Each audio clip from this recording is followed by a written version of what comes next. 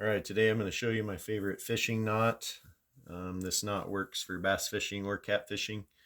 Today we're going to be using Stren Catfish Mono 20 pound, and we're going to be tying the polymer knot.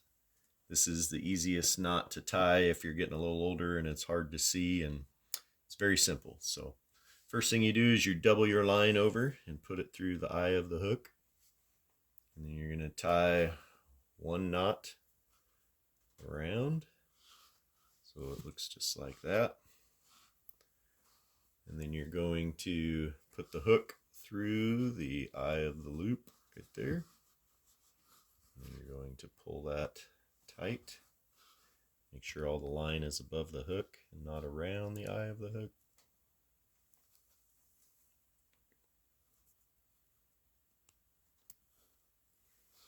Look just like that. Both lines, pull it tight.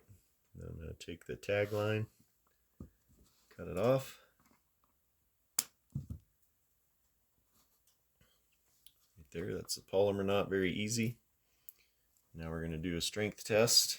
I have two 20-pound weights here. Let's see how this knot holds up.